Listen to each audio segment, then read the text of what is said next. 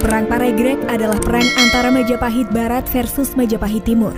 Perang ini terjadi pada saat Majapahit Barat dirajai oleh Wikramardana, sementara yang menjadi raja di Majapahit Timur adalah Bre Wirabumi.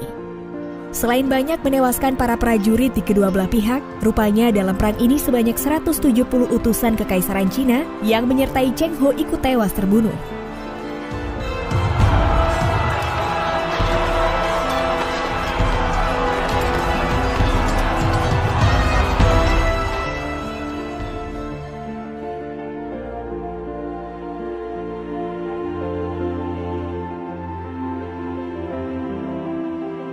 Sebagaimana diketahui bahwa sebelum mendirikan Majapahit, Raden Wijaya atau Raja ke-1 Majapahit berjanji pada Arya Wiraraja bahwa apabila Majapahit berhasil didirikan, maka kerajaan itu nanti akan dibagi dua.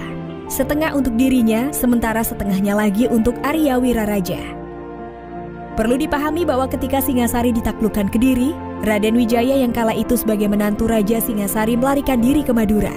Di Madura ia dilindungi oleh Arya Wiraraja, seorang adipati Sampang. Di Madura, Arya Wiraraja menawarkan diri untuk membantu menaklukkan Kediri. Sehingga kemudian, atas bantuan Arya Wiraraja, Kediri dapat ditaklukkan.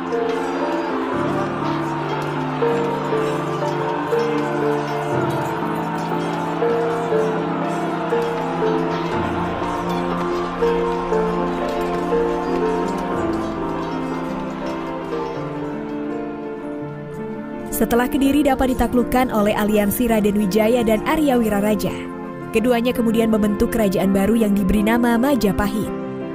Pada mulanya Majapahit hanya satu saja. Akan tetapi setelah peristiwa pemberontakan Ranggalawe atau anak Arya Wiraraja terhadap Majapahit yang menyebabkan tewasnya Ranggalawe, Arya Wiraraja kemudian merasa sakit hati, sehingga kemudian ia menuntut janji Raden Wijaya untuk membagi kerajaan Majapahit menjadi dua bagian. Tuntutan ini kemudian dikabulkan oleh Raden Wijaya. Setelah tuntutan Arya Wiraraja dikabulkan, maka terpecahlah kerajaan Majapahit menjadi dua. Meskipun demikian, kedua kerajaan itu tetap hidup rukun berdampingan. Bahkan raja di kedua belah pihak melakukan hubungan kekeluargaan dengan melaksanakan perkawinan di antara putra-putri dua kerajaan.